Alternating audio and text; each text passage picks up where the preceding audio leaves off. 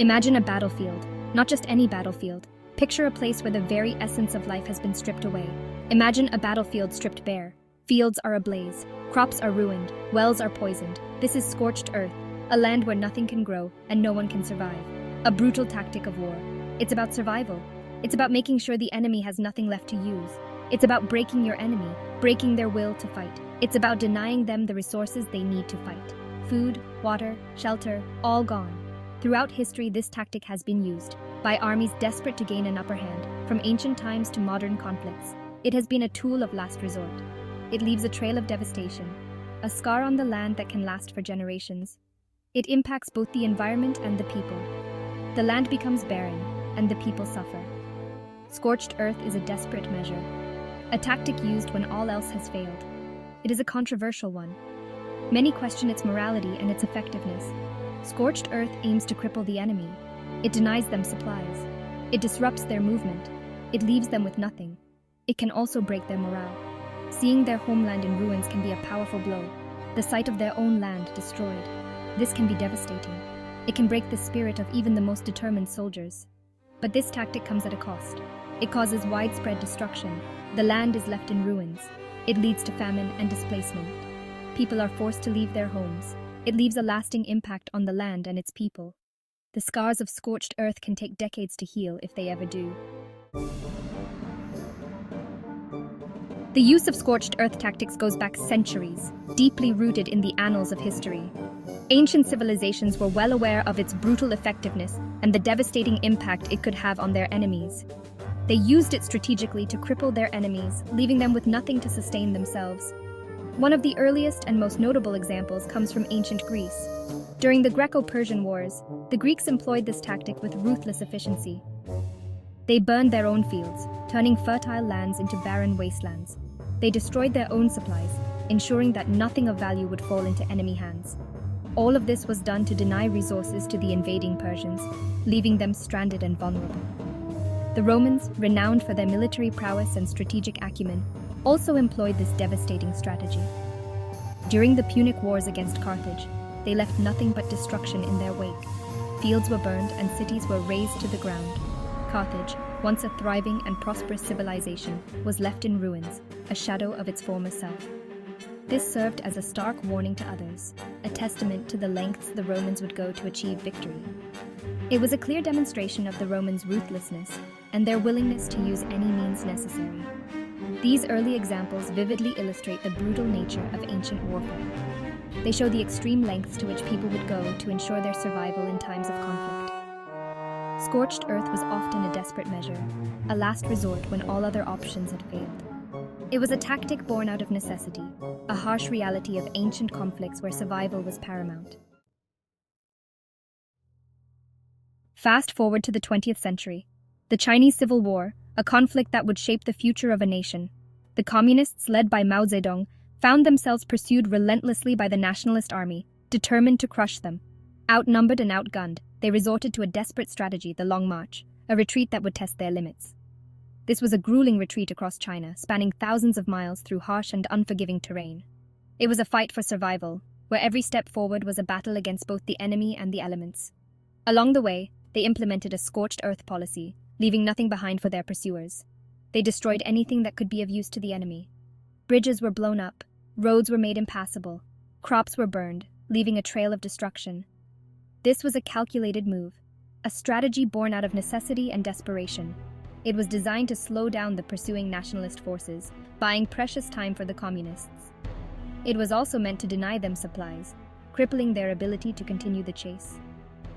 The Long March was a testament to the resilience of the human spirit, showcasing the determination and endurance of the communist soldiers.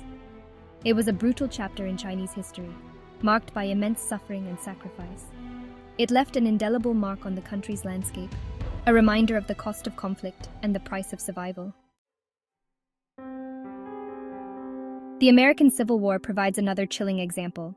General William Tecumseh Sherman, a Union commander, is infamous for his march to the sea. In 1864, Sherman led his troops on a devastating campaign through the heart of the Confederacy. His goal was to cripple the South's will to fight. He did this by destroying everything in his path. Sherman's army cut a wide swath of destruction through Georgia. They burned crops. They tore up railroads. They ransacked homes. This was total war. It was designed to break the back of the Confederacy.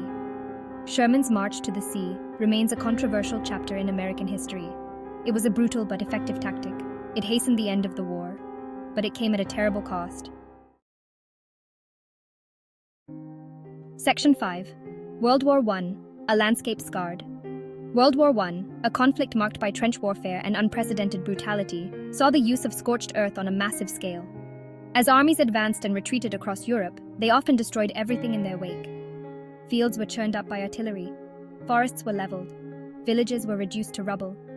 The use of chemical weapons, a horrifying innovation of this conflict, added another layer of devastation. Mustard gas and chlorine gas poisoned the land, leaving behind a toxic legacy. The battlefields of World War I stood as a grim testament to the destructive power of modern warfare. Section 6. World War II. The price of resistance. World War II, the deadliest conflict in human history, witnessed some of the most harrowing examples of scorched earth tactics. As Nazi Germany rampaged across Europe, resistance fighters in occupied countries often resorted to this desperate measure. They knew they couldn't match the Germans in open combat, so they targeted the enemy's infrastructure and resources. In the Soviet Union, facing the Nazi invasion, Joseph Stalin famously ordered a massive scorched earth campaign. Factories were dismantled and moved east. Crops were burned. Infrastructure was destroyed. Anything that could be of use to the advancing German army was eliminated. This strategy, while costly, played a role in slowing down the Nazi war machine. Section 7. The psychological and physical toll. The impact of scorched earth extends far beyond the immediate destruction. The psychological toll on both the victims and the perpetrators can be devastating. Imagine returning to your home to find it in ruins. Your fields are barren. Your livestock is gone. Your entire livelihood is destroyed. This sense of loss and despair can be crippling. The physical toll is equally severe. Scorched earth leads to famine. It leads to displacement. It leads to the spread of disease. People are forced to flee their homes. They often have to travel long distances to find safety and sustenance. Many die along the way. Section 8. Ethical considerations. A difficult conversation. The use of scorched earth raises profound ethical questions. Is it ever justified to inflict such widespread destruction? What about the innocent civilians who are caught in the crossfire? These are not easy questions to answer. Some argue that in war, all is fair. They say that any tactic that can bring about victory is justified. Others argue that there are limits to what is acceptable in war. They believe that intentionally targeting civilians and their livelihoods is a war crime. The debate over the ethics of scorched earth is likely to continue. It is a reminder of the brutal realities of war and the difficult choices that sometimes have to be made. Section 9. Conclusion. A legacy of destruction. Scorched earth is a tactic as old as warfare itself. It is a strategy born out of desperation, a last resort in the face of overwhelming odds. From the ancient battlefields of Greece and Rome to the modern conflicts of the 20th and 21st centuries, this brutal tactic has left an indelible mark on history. While it has proven effective in some cases, it comes at a tremendous cost. The environmental damage, the human suffering, and the ethical dilemmas it raises cannot be ignored. Scorched earth is a stark reminder of the terrible price of conflict and the enduring impact it has on both the land and its people.